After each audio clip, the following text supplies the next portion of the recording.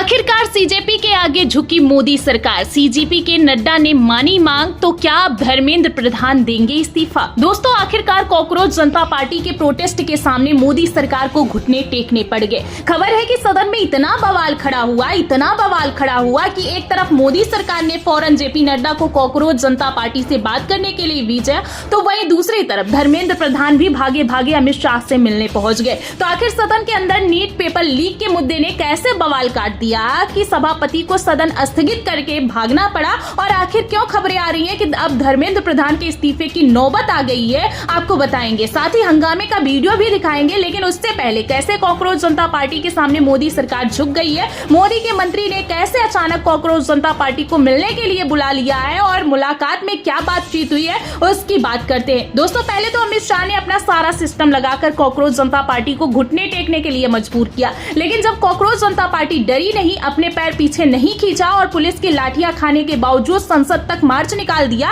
तब मोदी सरकार को खुद बैकफुट पर आना पड़ा। खबरें हैं कि मोदी और शाह ने जेपी नड्डा को भेजा कि जाओ कॉकरोच जनता पार्टी से बातचीत करो, उनकी मांगों को सुनो। एक तरफ नड्डा ने खुद कॉकरोच जनता पार्टी से संपर्क करके उनको मिलने के लिए बुलाया, तो वहीं दूसरी तरफ आनन फानन में अमित शाह, जिनके इस्तीफे की मांग प्रदर्शनकारी कर रहे हैं, यानी कि धर्मेंद्र प्रधान के बीच संसद के अंदर मीटिंग हुई। तो क्या अब धर्मेंद्र प्रधान से मोदी और शाह इस्तीफा लेने वाले हैं? आपको बताएंगे कि आखिरकार अमित शाह खुद कमान संभाल कर क्या एक्शन लेने वाले हैं। लेकिन उससे पहले आप इस खबर को देखिए।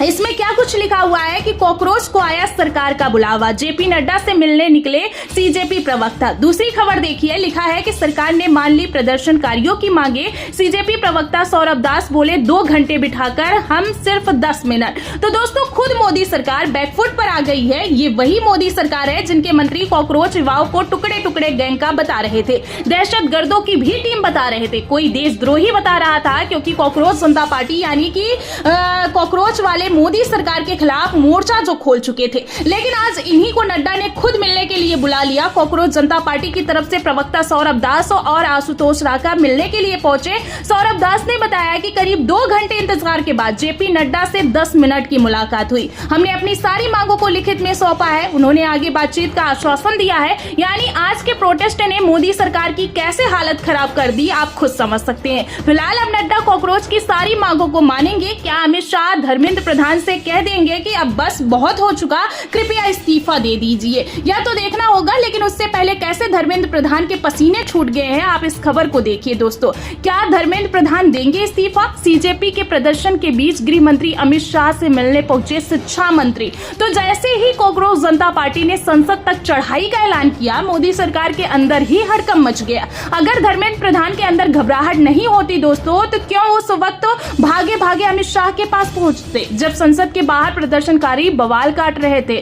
और उस वक्त धर्मेंद्र प्रधान की घबराहट क्यों बढ़ गई जब नड्डा ने कॉकरोच वालों को मिलने के लिए बुला लिया? सबको पता है कि कॉकरोच जनता पार्टी की क्या मांग है, धर्मेंद्र प्रधान का इस्तीफा। दोस्तों, खबर देखिए, बकायदा लिखा हुआ है कि बैठक में इस बात पर विचार विमर्श हुआ कि दबाव से कैसे निपटा जाए और क्या शिक्षा मंत्री को अपने पद पर बने रहना चाहिए या नहीं, क्या उनको इस्तीफा दे देना चाहिए। यानी दोस्तों, अगर इस खबर की बात करें तो अब मोदी सरकार के अंदर धर्मेंद्र प्रधान के इस्तीफे को लेकर चर्चा तेज हो गई है। वैसे भी अभी कुछ दिनों पहले खबरें सामने आई थी कि मोदी और शाह धर्मेंद्र प्रधान को हटाने वाले हैं और अब तो बैठक में इस्तीफे को लेकर मंथन तक होने लगा है। यानी तस्वीर साफ है कि अगर माहौल ऐसा ही बना रहा तो धर्मेंद्र प्रधान को अपनी कुर्सी से उतरना पड़ सकता है। अगर यही चीज मोदी सरकार ने पहले कर दी होती तो आज जो स्थिति खड़ी हुई है, ऐसी नौबत नहीं आती। लेकिन मोदी सरकार इतनी आसानी से बातचीत के लिए तैयार नहीं हुई है, बल्कि तब झुकी है जब एक तरफ जंतर मंतर पर वह लाठियां खाने के बाद भी डटे रहे, पुलिस के सामने घुटने नहीं टेके, बल्कि संसद तक मार्च निकालने में कामयाब हो गए। तो वही दूसरी तरफ सदन के अंदर कांग्रेस अध्यक्ष मल्लिकार्जुन खड़गे ने मोदी सरकार को ऐसा घेरा, ऐसा बवाल काटा कि जो है राज्यसभा के अंदर ऐसा हंगामा मचा कि कुछ ही मिनट में सभापति महोदय को सदन स्थगित करके अपनी कुर्सी से भागना पड़ गया। कैसे बवाल खड़ा हुआ, आप खुद ही देखिए।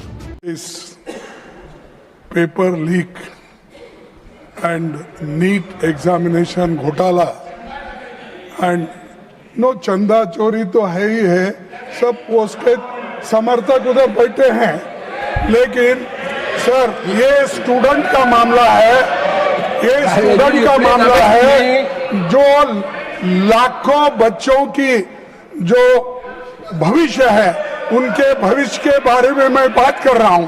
और उसके लिए आज यहाँ जंतर मंतर पे हजारों बच्चे वहां पर आए हैं, वहां लाठीचार्ज हो गया है, गवर्नमेंट मारने की कोशिश कर रही है, गवर्नमेंट दबाने की कोशिश कर रही है, गवर्नमेंट निकलने की कोशिश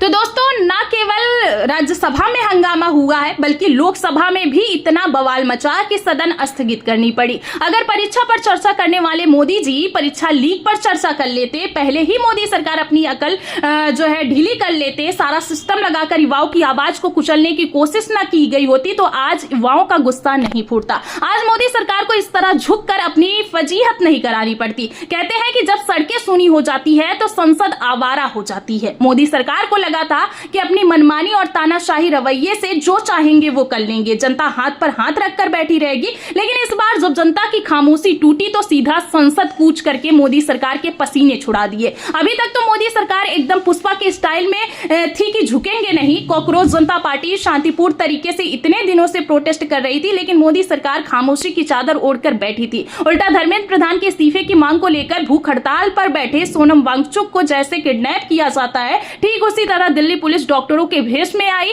और उनको उठाकर लेकर चली गई। मगर इसके बावजूद प्रदर्शनकारी पीछे नहीं हटे। फिलहाल देखना होगा कि अमित शाह और धर्मेंद्र प्रधान के बीच मीटिंग और नड्डा की कॉकरोच जनता पार्टी के साथ मुलाकात के बाद क्या मोदी धर्मेंद्र प्रधान का इस्तीफा लेंगे? क्या सोनम वांगचुक की मांगों को पूरा किया जाएगा? अगर नहीं तो फिर ये बात मोदी सरकार भी जानती है कि अब ये मामला इतनी जल्दी शांत नहीं होने वाला है, क्योंकि इस प्रोटेस्ट में शामिल होने के लिए ट्रेन में भर भर कर लोग पहुंच रही हैं। तो मोदी सरकार आगे क्या करेगी दोस्तों, इस पर आपको क्या लगता है? कमेंट में अपनी राय जरूर दें।